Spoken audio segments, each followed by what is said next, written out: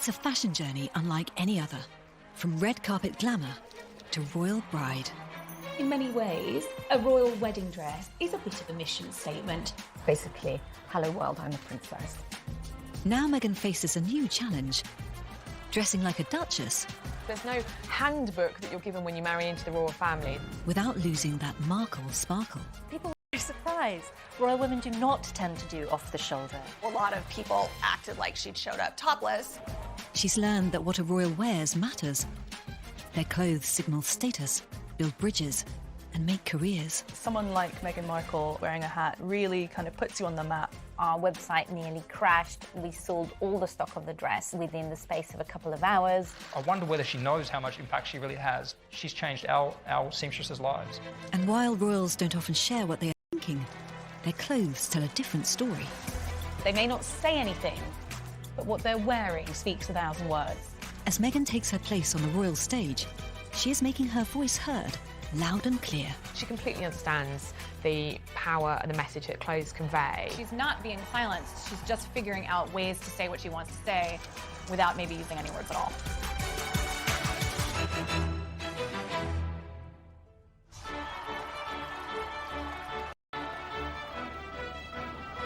Elizabeth and Philip wave their thanks to the happy cheers from below. The most important dress a royal woman will ever wear is her wedding gown. It is an iconic dress, it is a historic dress. That is the dress that defines their royal style. Even today, a lot of women look on their wedding day as their princess moment, particularly focused on this amazing dress. For a royal bride, the stakes are even higher. These women are having to transform themselves into princesses for real. This is the time in your life when the most amount of people will be looking at you. That's a lot of pressure. This is day one of being royal. You're marrying into this archetypal British institution and you're kind of setting out your stall, so to speak, of what kind of royal you're going to be. The wedding dress, it's the first way of them saying, this is how I see myself and this is where I see myself going. In many ways, a royal wedding dress is a bit of a mission statement. Meghan Markle married her prince at Windsor Castle in May 2018. The American actress turned to Givenchy designer Claire Waite-Keller to make a gown that reflected her Hollywood past and her royal future. It was a very simple gown. Boat neck, long sleeves, very little ornamentation on the front at all. She's 36 years old, of trying to walk the line between chic, elegant bride, but like not foofy princess. The dress itself was very Meghan, very simple, very chic, allowed her beauty to shine through. She was saying this is a modern dress for a modern girl going into probably the biggest job of my life. Meghan's dress was so simple, it had just 6 seams. But her veil was hand-embroidered with flowers representing the 53 nations of the Commonwealth, an association of independent sovereign states headed by the Queen. What most people don't realise is that the Queen had the flowers of the Commonwealth embroidered on her coronation gown. Meghan was paying tribute to Her Majesty the Queen by having those flowers embroidered on her veil. The flowers also symbolise the new Duke and Duchess of Sussex's plan to be the more international, Commonwealth-focused royals. When Kate Middleton married Prince William in 2011, she too needed a dress that reflected her new position. She's marrying an heir to the British throne. She's getting married in Westminster Abbey in front of almost 1,000 people.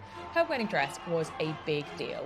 Kate chose British designer Sarah Burton of Alexander McQueen to help her go from commoner to future queen. The dress itself was just so perfect. There was the lace, it was elegant with its sleeves, it was that beautiful sweetheart neckline that the Duchess wears so well. She really did look like a fairy tale princess. In Kate's dress, there was a huge attention to detail. She had her eye on every aspect of it. I mean, very beautiful, very flattering. This is not a woman who took her eye off the ball. This wasn't the case when 20-year-old Lady Diana Spencer married the Prince of Wales in 1981. Designers David and Elizabeth Emanuel hadn't anticipated how much her dramatic ivory taffeta gown, with its 25-foot train, would crumple in the glass carriage. It kind of is, I think, the quintessential princess dress with huge puff sleeves and like this enormous skirt, enormous, it doesn't even fit in the carriage. She got out of the carriage, and I remember thinking, oh, unmade bed, because that's what it looked like. Princess Diana arrived at St. Paul's. We turned to the side and were horrified to see the dress was completely and utterly creased. I think it is telling of Diana's gown that I thought it was the most amazing dress I'd ever seen in my entire life because I was 5. I mean, it was the dreamiest thing that you've ever seen as a little kid. I mean, she was marrying the Prince of Wales. Like, you want big, you got it. It was a fairy tale gown, but an unhappy marriage. The prince and princess separated just over a decade later. She seemed a little lost inside it, as she later became lost in the marriage. It was a romantic confection that couldn't quite... The Queen and Prince Philip's marriage, on the other hand, has lasted more than 7 decades. Their 1947 wedding was just 2 years after World War II ended, and clothing was still rationed in Britain. This was the drabbest time of our history, after World War II, where we'd had sort of blackouts and no money and nothing wonderful. A lot of people sent their clothing ration to the Queen. She had to send it all back because it was actually illegal for her to take other people's rations, but she was allowed an extra 200 by the government. So she wore this deep ivory silk dress, and Norman Hartnell put millions of seed pearls and lovely crystals all over it, and there were lovely flowers embroidered all over it, jasmine and lilac and white roses. It was a beautiful young girl's wedding dress, but had all the pageantry of a future queen. And it lifted the whole spirits of the nation. The Princess Elizabeth of England had become a bride in what was certainly the wedding of the century. I think she had to try to really hit that balance of, you know, the regal tradition, but not wanting to look so crazy excessive that it was insensitive. That very much reflects how she does her job today. So I think it's interesting that you can sort of see the roots of the kind of queen she's become in the way that she handled her wedding dress. Her Majesty's wedding outfit was perfect, but it had almost been a disaster. Just 2 hours before the ceremony, her diamond Russian fringe tiara snapped in half.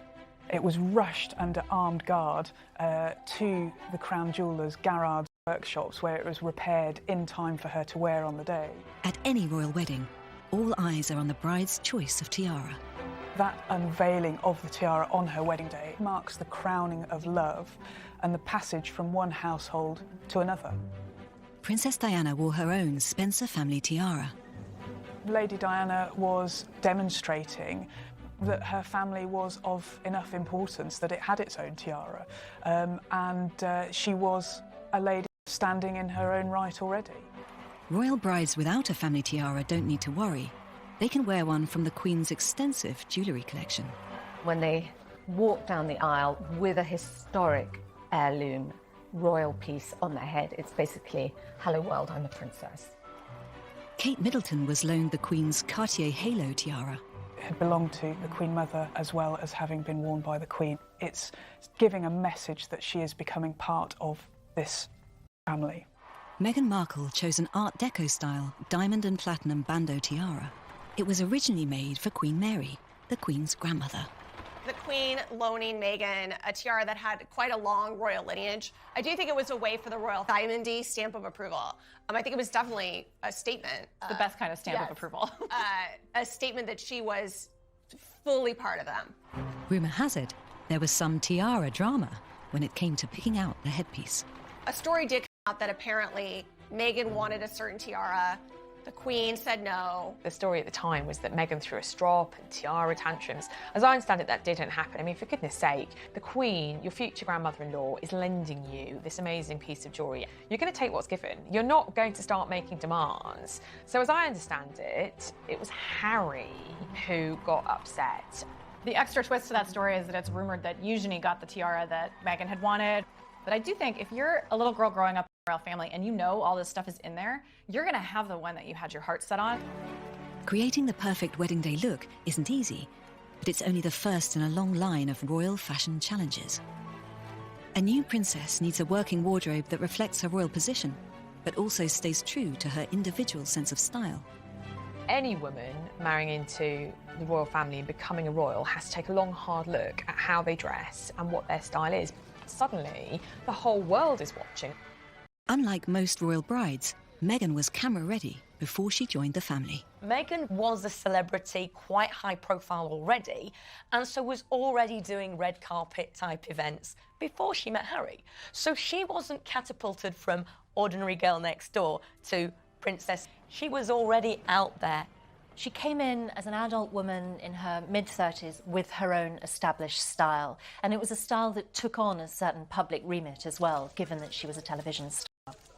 She liked simple shapes, she liked trousers, she often showed some flesh, didn't wear hose. A lot of that has obviously had to go. To help create a more demure royal look, Meghan has called on a string of high-end designers.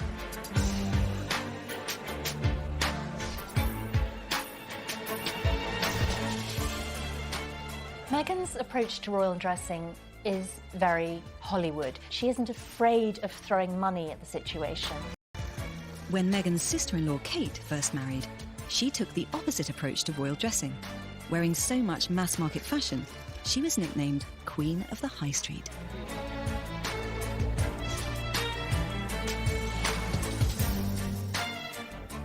When she first became Duchess of Cambridge, she was wearing a lot of high street, Topshop, Zara, H&M. And consciously or not, it was her way of saying, I'm just a normal girl, I'm just like you, I happen to be in this crazy position that fallen in love with the future King of England, and whoa, look at me.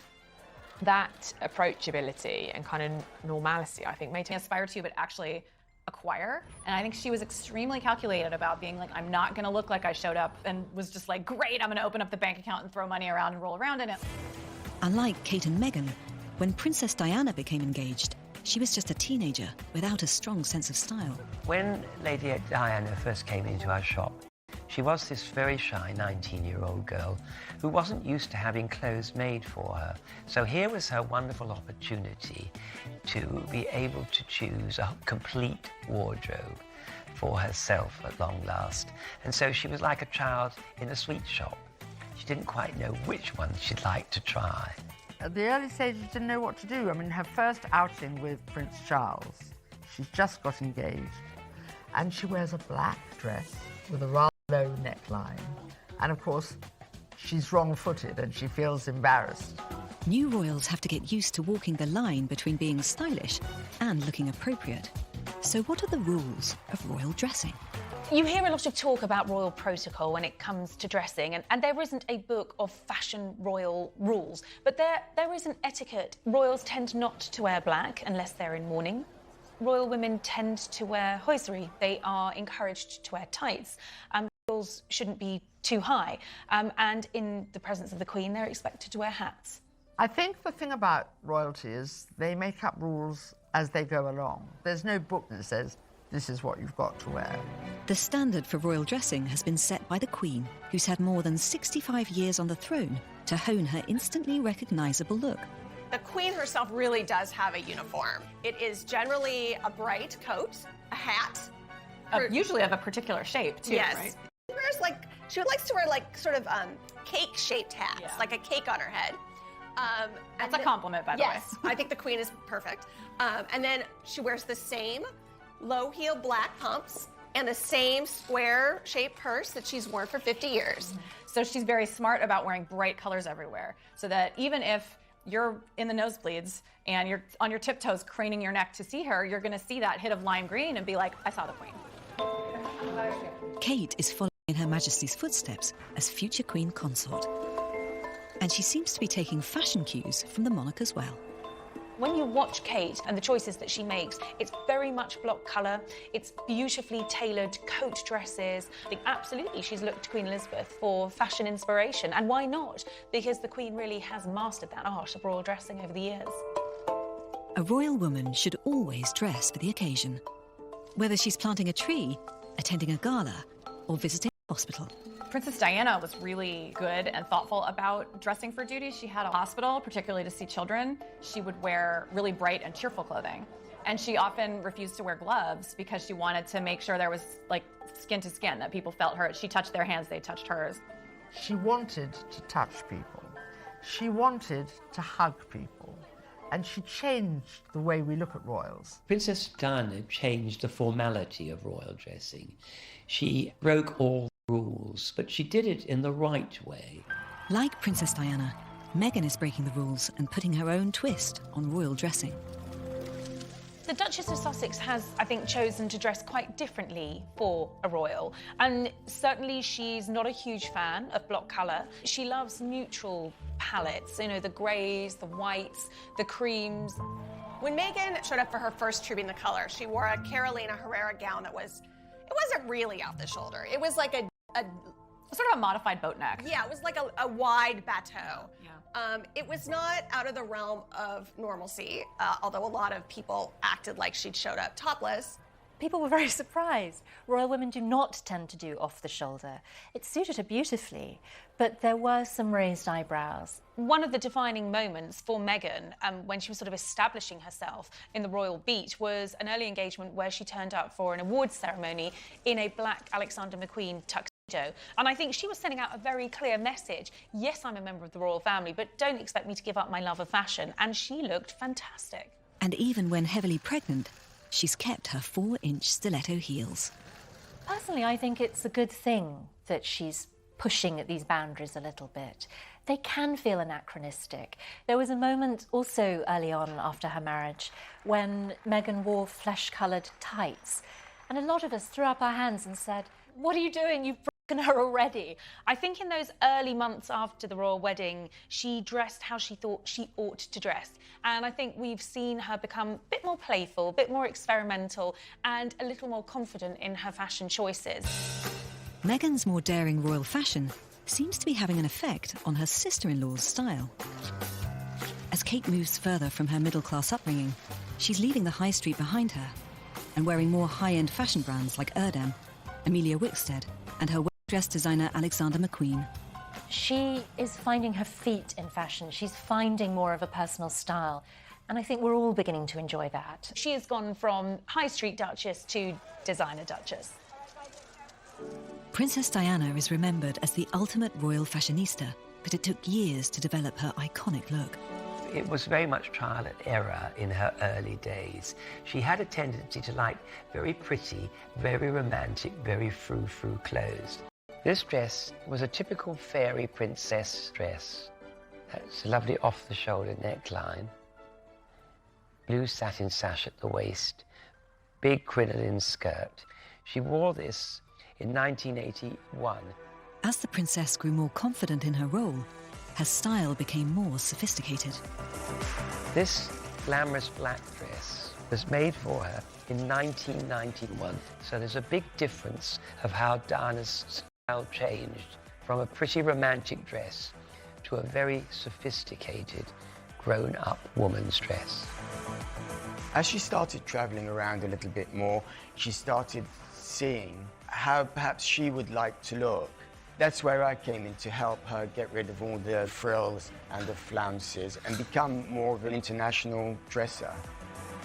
Jacques Azaguri was one of the designers Diana turned to evolve her image.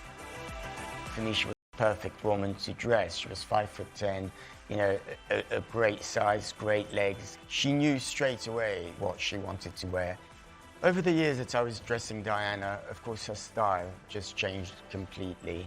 And I was seeing her developing into this really stylish, glamorous woman, which is so far from where she started.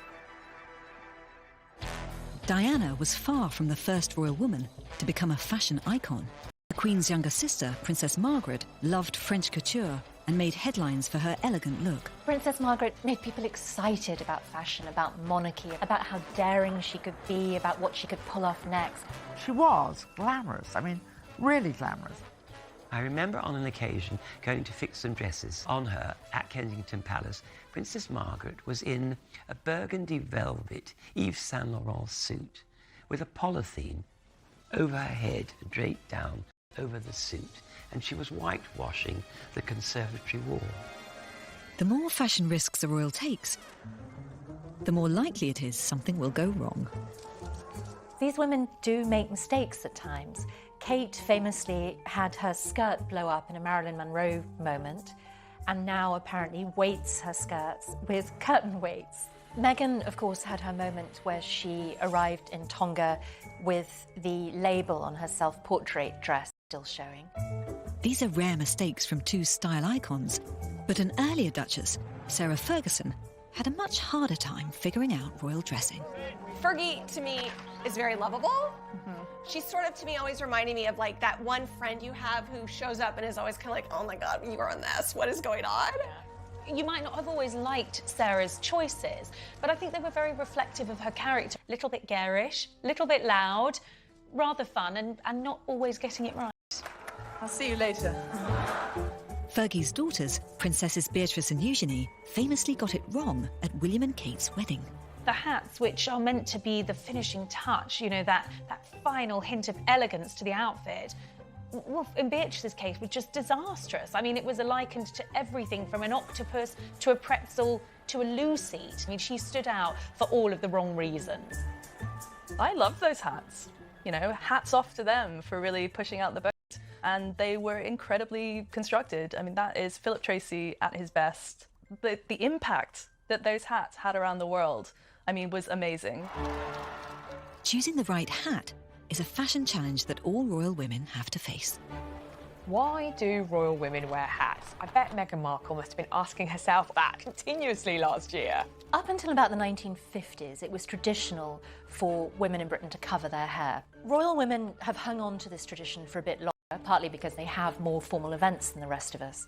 Also, it does serve as a kind of, exclamation point on the head to draw the public's attention to them. In a crowd, they're the person you see.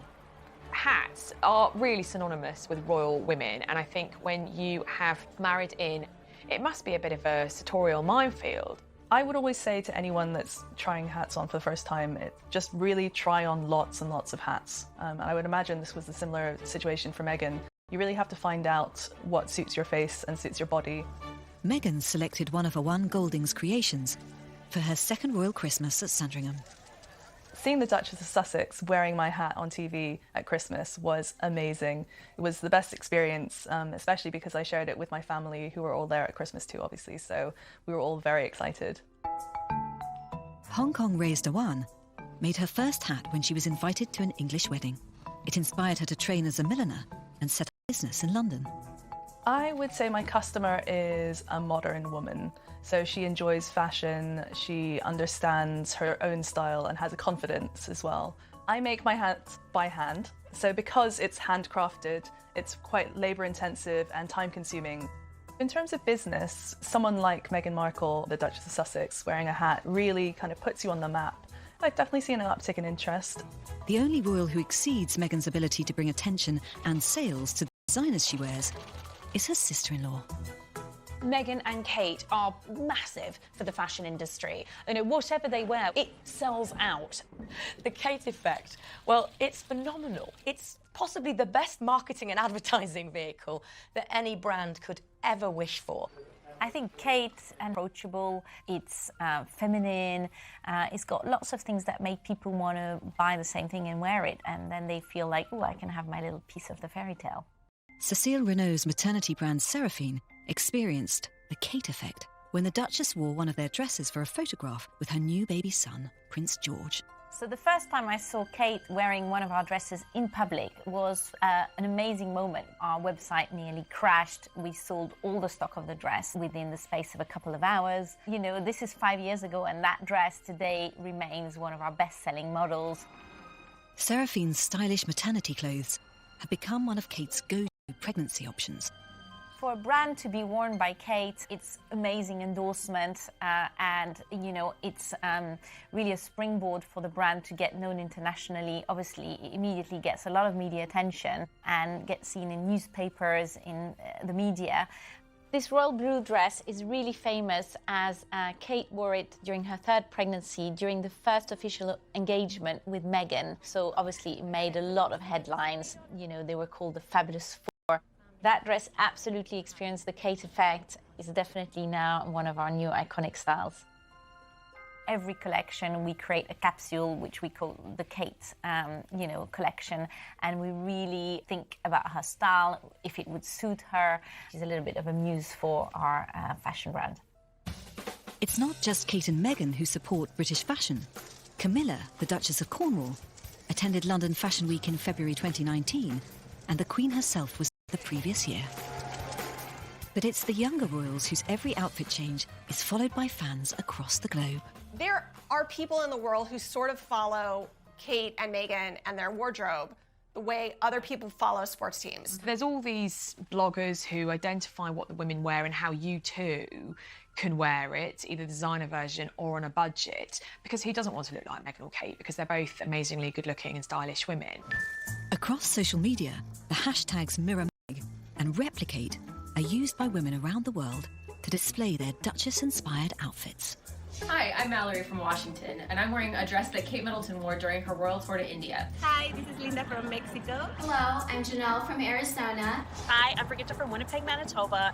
Hi, my name is Jennifer. I'm from Brisbane, Australia, and today I'm wearing an LK Bennett dress which Kate wore on her royal tour here in 2014.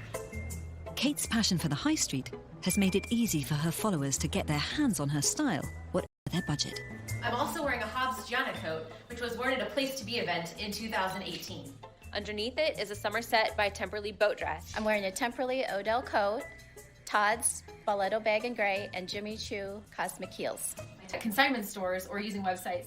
So I got the jacket for $50, I got the skirt for $40, and I got these Michael Kors metallic navy shoes for $25. The total outfit cost itself is just over $1,000, and unfortunately for my husband, I spent way too much money on emulating her fashions. Royal fans might be dropping a lot of cash on their look, but it's nothing compared to the cost of Kate and Meghan's designer outfits. Meghan Markle is reported to have spent quite a lot of money on her look in the year after her engagement. Reports have put it actually at perhaps £1 million. We do want our royal women to look different. We want them to look amazing. We want them to wear designer dresses. We want them to be obtainable, but also unobtainable. On a 2017 trip to Paris, Kate wore a $4,000 Jenny Packham dress and a Chanel coat costing $10,000. And in March 2019, Meghan attended an evening reception in Morocco, wearing a bespoke Dior caftan gown reported to be worth over $100,000. How much a royal wardrobe is worth, what you or I might pay for it, is very different to how much a royal wardrobe actually cost. The palaces are very clear, and they say that all royals pay for their clothes. But what they will never tell us is, do they get them at cost price? What kind of discount do they get? Are the clothes just borrowed? I do think there should be more clear about how that relationship works, because frankly, we really don't know. Meghan and Kate's work wardrobes are paid for by Prince Charles from the income he receives from his royal estates. It was very interesting. In the last royal accounts, there was a clear spike in Prince Charles's expenditure for the Sussexes and the Cambridges, and a lot of people put that down to the huge hike that he was having to pay for both of the Duchess's designer dresses. The Prince of Wales, I'm sure, would argue that it is a very worthwhile investment. We expect our royals to dress beautifully. They are there as ambassadors for the Queen, but for Great Britain, particularly when they're overseas. So we expect them to look the part, and that doesn't come cheap. A foreign tour puts a princess wardrobe under an even brighter spotlight. Meghan's first taste of this came in October 2018, when she and Harry spent 16 days visiting Australia, New Zealand, Fiji and Tonga. Royal tours, big deal, huge amount of preparation. There's a sort of tour Bible which will list all the etiquette, the venues, the people they're going to meet, you know, the colours that might be offensive to a certain nation, ways to pay respect. Because the royals don't say very much, what they wear is hugely important. They will often honour the host country or nation by wearing a certain colour. More often than not. When Kate and William were in Canada, Kate wore a maple leaf brooch that the Queen had previously worn, Camilla had previously worn, and I believe the Queen Mother had also previously worn. So it has quite a long provenance with Canada. And that's kind of a good way for them, through their clothing, to reinforce, hey, we have a long relationship here. We've been friends forever. Mm-hmm. The Queen puts a lot of thought into her clothes. On her first trip to Ireland, and the UK and Ireland have had a very difficult history, she got out of the plane and she was wearing their national colour, green. And it says, I come in friendship. And immediately you felt everybody's shoulders sort of went down and thought, this is going to work. And it really did.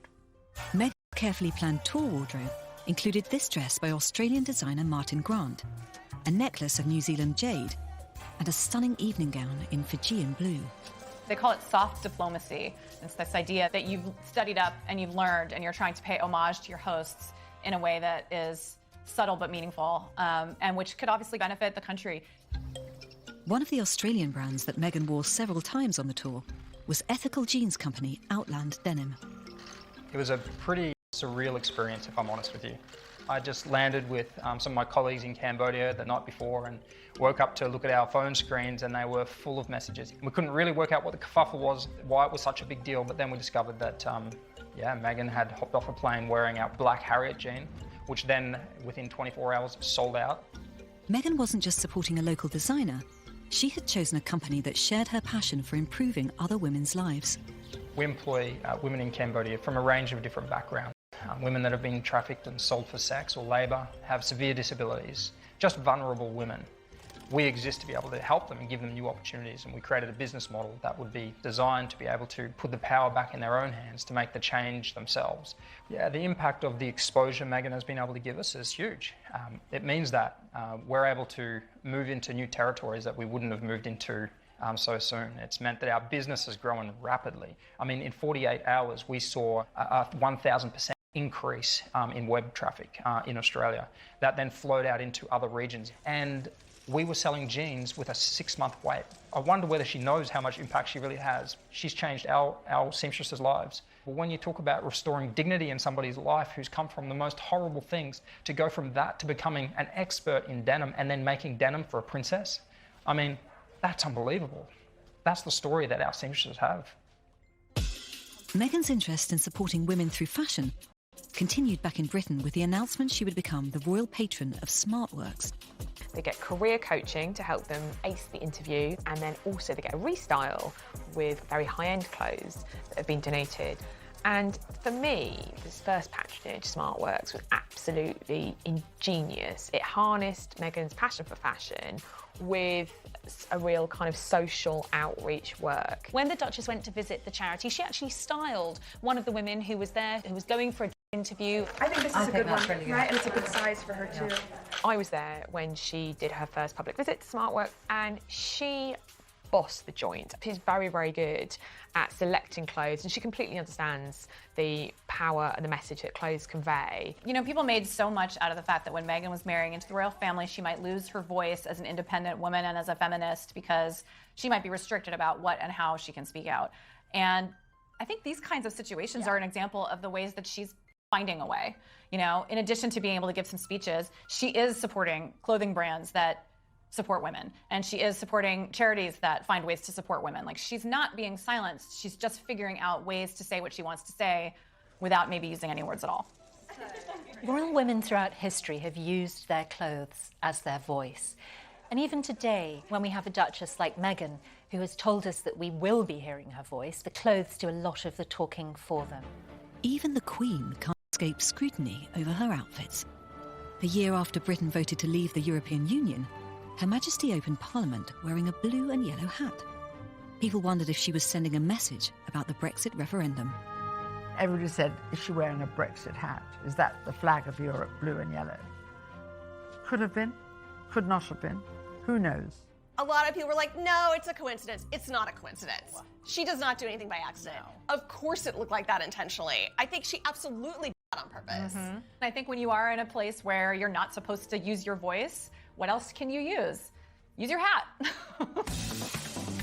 When it comes to using clothes to send a message, there's one royal woman who had it down to an art. Princess Diana famously was a communicator via fashion. She used her clothes to reflect herself emotionally. One of Princess Diana's most notorious incidents of meaningful dressing was the revenge dress. So good. The night that Prince Charles was on TV admitting to adultery with Camilla Parker Bowles, Diana showed up at the Serpentine Gala in a knockout frock. She looked like $3 million. She wore that dress with a deliberate message, quite simply to say to Charles, look what you're missing. Apparently Diana that night had another dress picked out, and it's so easy to imagine her eye falling on that dress and her having a screw you moment as she thinks, I've spent my adult life being top sassy dress, Out comes hot Diana, and she relaunches herself upon the world. In 1996, Diana and Charles officially divorced. Diana was still a princess, but no longer known as Her Royal Highness. I think when she lost that title, she found a new inner confidence. It was like a weight had been taken off her shoulders. She became more daring. Her outfits became sexier. I think there was a bit of Diana that just didn't care. I remember her going to Venice, and she gets out of the gondola and she's wearing this glamorous, red, quite short slip of a dress. It was a very daring, sexy dress in the way that it had a zip all the way up the front. And she was actually going to wear it almost to just below the bust so that we could say a little bit of midriff. And we absolutely said, no, you can't do that. One of the last things she did before she went on that last trip to France, she went to Swan. At the time that I made the blue dress for the princess for the Swan Lake Gala, she was probably at the peak of her being. You know, she was slightly tan, she was really, really fit. So we decided to have a really minimalist dress, which it was. It had quite a low décolletage, and it was very short in the length, probably the shortest dress she will have worn. She looked extraordinary. She looked young, she looked glowing, and frankly, she looked sexy. And she wanted it to be known she was free. She was a woman on her own, and she was the most famous woman in the world. Princess Diana's fashion legacy lives on through her jewellery, which has been passed down to her sons' wives, Kate and Meghan. Most famously, Prince William gave Kate his mother's sapphire and diamond engagement ring. It cannot be understated, the emotions that the boys feel. Obviously, to the mother, they feel they lost much too young. It's deeply significant to see these pieces coming out in public again. When the Duchess of Sussex landed in Sydney, the Duchess was wearing a pair of earrings that had belonged to Princess Diana that she had also worn in Australia. It's interesting when we see them wearing Diana's jewels. It puts them within a lineage, within a history, within a family, within a culture, and it shows that they're royalty. For big occasions, the Duchess has also borrowed jewellery from the Queen's collection. At a 2018 state banquet for the Dutch royal family, Kate was loaned some Major League bling. Everything really that she wore was kind of shouting lineage from the rooftops, really. You had the Lover's Knot tiara, which of course famously her mother-in-law, Princess Diana, was one of her favourite tiaras and it has become one of Kate's as well. She was wearing a necklace that Queen Alexandra and the Queen Mother had previously worn, so a very important, iconic piece of jewellery that had been handed down, the Queen can give to a family member. I've never seen her looking so future Queen-like. Of course, for the Queen herself, wearing priceless jewellery has become second nature. Apparently Princess Margaret used to say that the Queen was the only person who could put on a tiara as she was walking downstairs. I think most people have to have a hairdresser involved and have the whole thing set, but I think the Queen is so used to it that literally she can multitask, and as she's running out the door, she'll put her tiara on. Thank you. The Queen's jewellery collection you just couldn't fathom. It's huge, opulent, magnificent. It does feel like an Aladdin's cave, and I don't know if for security reasons we will ever understand the limit of it. The royals put on the big gems to honour important guests, but they're also a way to signal their wealth and status. I do think jewels are one of the best ways that the royal family sets out a continuity of appearance. It's a way for them to remind the world we're in this family, this very important family. Throughout history, royals have had to look different to us. Otherwise, why are they ruling us? These are incredibly beautiful creations, but it is also about money, about prestige, about status, about being different to us. And that difference is why we remain fascinated by royal fashion. The French have haute couture. The Americans have the glamour of Hollywood. And we have the glamour and pomp of royal dressing. Royal fashion, the clothes that they wear, are a very, very important way of them communicating a message to the public. It is their way of identifying with a nation, with its people, of sending out a message of solidarity and support. They may not say anything, but what they're wearing speaks 1,000 words. What the royals choose to wear tells us who they are. The Queen is telling us she's dependable via her clothes. We are safe in her reign, and it's a rather wonderful thing. Kate is clearly dressing as a future queen. She knows her role. She knows what is expected of her, and she dresses for the occasion. So it is Meghan Markle who has the opportunity to push the boundaries and create her own royal style. Meghan's telling us that she's early in her career as a royal, that she brought a career with her, and she's trying to mesh the two. She may be a duchess, but she is still her own woman. She has been trying to hang on to her former self, and it'll be interesting to see in the future if that continues or if she evolves. And that's an evolution the world can't wait to watch.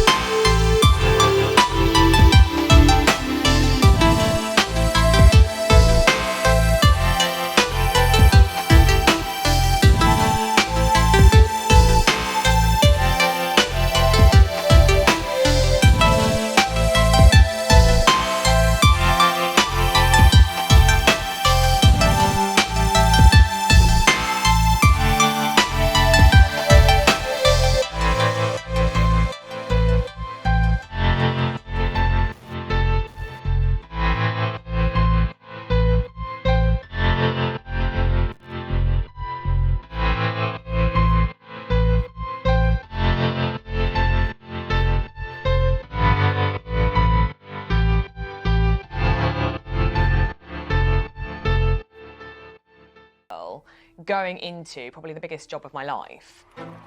Meghan's dress was so simple, it had just 6 seams. But her veil was hand-embroidered with flowers representing the 53 nations of the Commonwealth, an association of independent sovereign states headed by the Queen. What most people don't realise is that the Queen had the flowers of the Commonwealth embroidered on her coronation gown. Meghan was paying tribute to Her Majesty the Queen by having those flowers embroidered on her veil.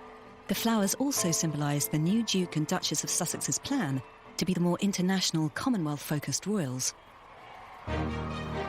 When Kate Middleton married Prince William in 2011, she too needed a dress that reflected her new position. She's marrying an heir to the British throne. She's getting married in Westminster Abbey. in front of almost 1,000 people. Her wedding dress was a big deal. Kate chose British designer Sarah Burton of Alexander McQueen to help her go from commoner to future queen. The dress itself was just so perfect. There was the lace, it was elegant with its sleeves, it was that beautiful sweetheart neckline that the Duchess wears so well.